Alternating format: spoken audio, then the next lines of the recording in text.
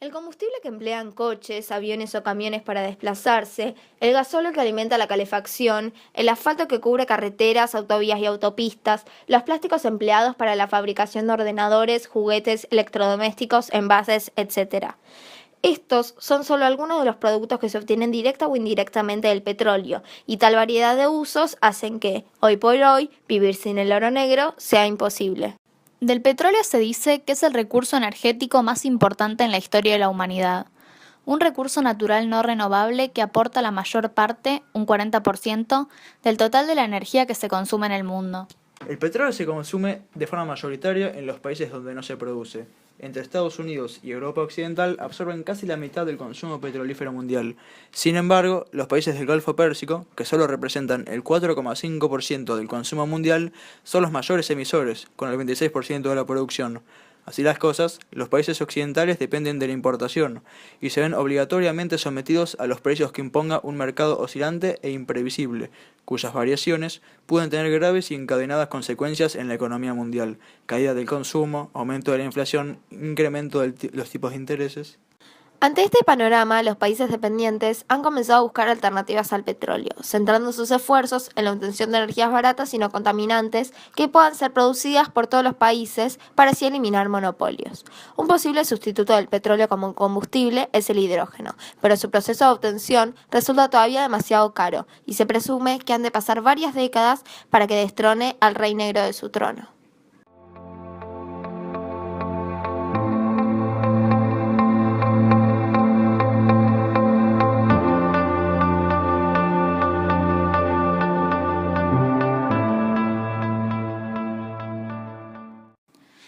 A partir de 1970, el precio del petróleo comenzó a ascender hasta que en noviembre del 2008 llegó a su pico máximo con $144,49 el barril.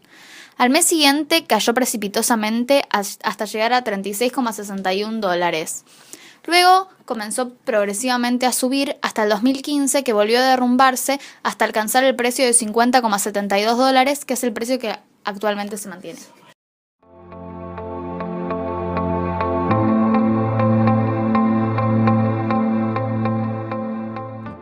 Para poder responder estas preguntas, tenemos que tener en cuenta la relación entre la oferta y la demanda del petróleo.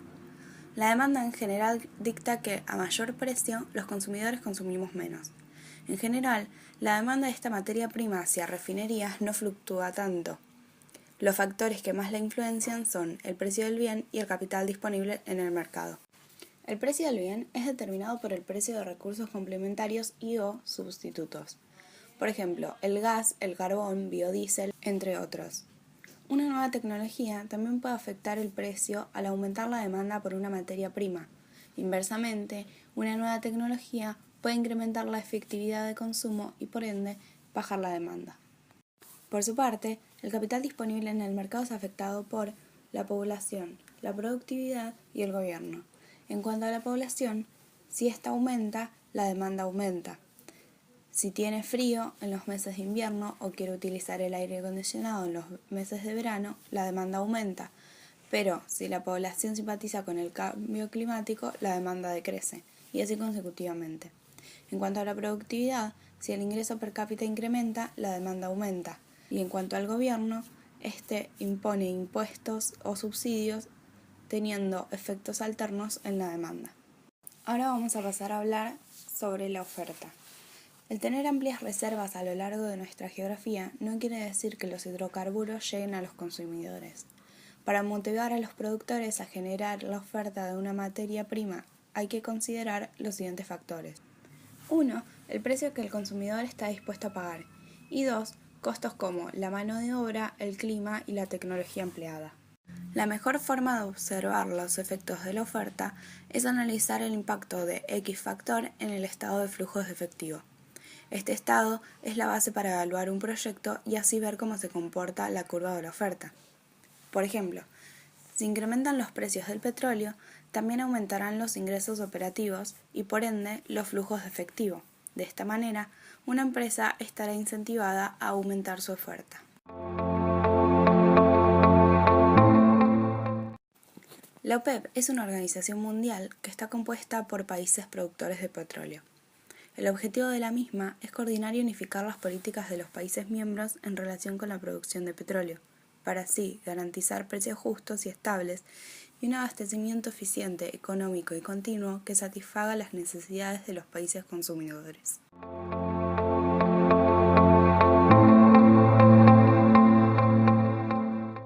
¿Cómo sería una economía sin petróleo? Podría decirse que ya nos vemos en camino a una economía sin petróleo, ya que ante el avance de las energías renovables en los próximos años, estas podrían llegar a reemplazar a las energías producidas por combustibles fósiles. De hecho, en varios países el incremento por año de la demanda de petróleo está tendiendo a disminuir en el tiempo. Debido a esto, surgen hipótesis sobre cómo sería ese mundo. Hay expertos que afirman que hemos llegado a los límites hasta los que puede crecer la economía global basada en petróleo y otros combustibles fósiles. Consideran que el uso de estos recursos deviene en daños ecológicos, además de que las energías alternativas son una competencia cada vez mayor, y desarrollar yacimientos petrolíferos ya no supone una ganancia tan segura como antes. Un mundo sin petróleo, sin embargo, plantearía algunas dificultades. Hay algunos países muy dependientes de las naciones exportadoras de energía proveniente de combustibles fósiles, que tendrían que cambiar su política económica para reducir esta dependencia. Por otro lado, las energías renovables resultan inestables porque casi siempre depende del clima o de la temperatura, pero no es imposible llegar a dominar su uso de la misma manera en que se logró implementar, por ejemplo, la energía nuclear. En resumen, por mucho tiempo se creyó que el agotamiento de la principal fuente de energía no renovable del mundo, el petróleo, podía poner en riesgo la sostenibilidad de la economía globalizada. En la actualidad, la perspectiva es totalmente distinta. Todo parece indicar que el futuro del petróleo es corto y que el futuro del mundo entre el 2030 y el 2050 será posible gracias a su sustitución.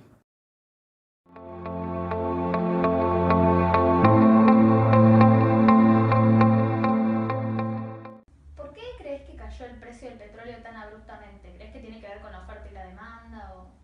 Sí, obviamente el precio de cualquier bien en cualquier mercado está determinado por dos hojas de una misma tijera, la oferta y la demanda.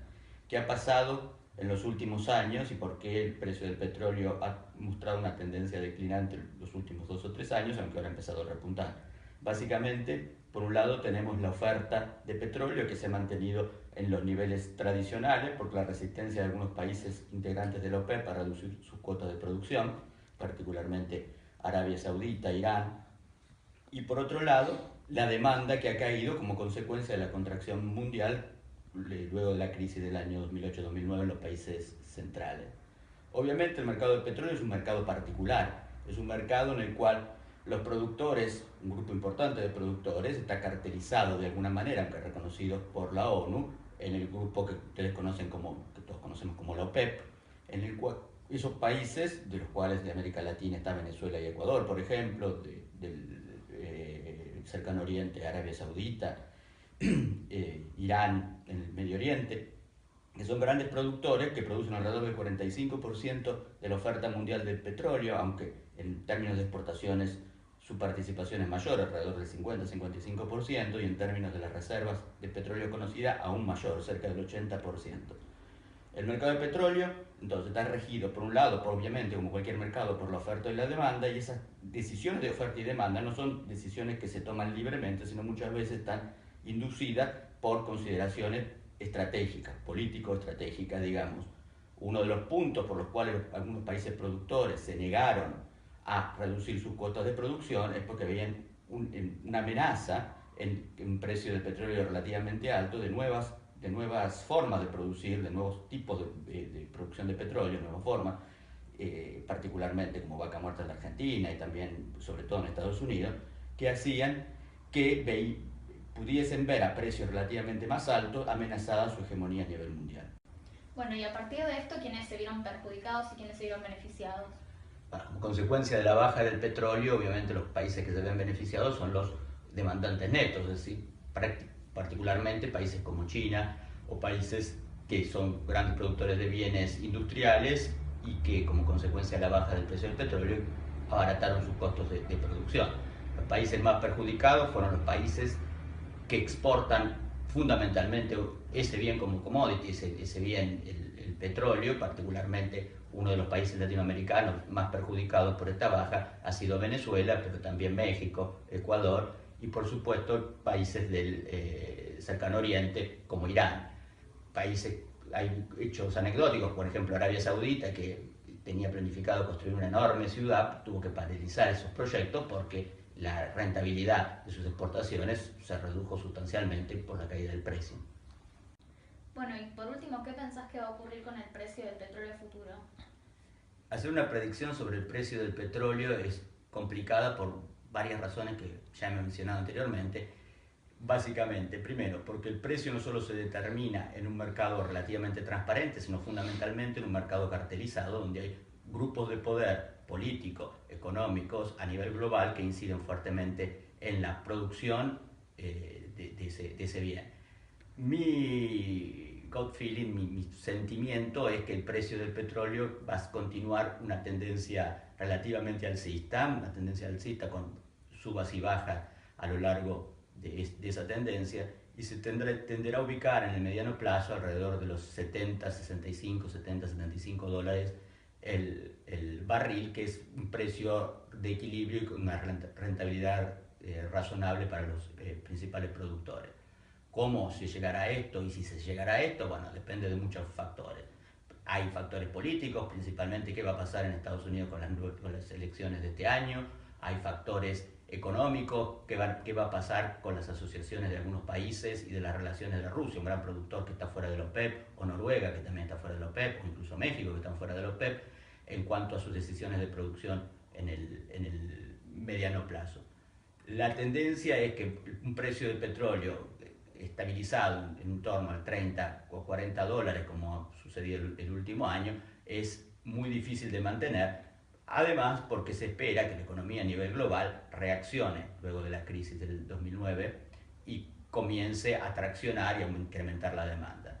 También es cierto que hay otras energías alternativas que están empezando a tener cada vez más auge, básicamente la energía solar, la energía eólica, que están empezando a tener importancia relativamente mucho mayor que la que tenía en otros tiempos. Y también es cierto, por otro lado, que las energías riesgosas, como una energía atómica, también están empezando a ver mermada su producción, con lo cual es un equilibrio difícil, pero en mi opinión la tendencia sería establecerse en torno a los 70 dólares el barril en el mediano plazo.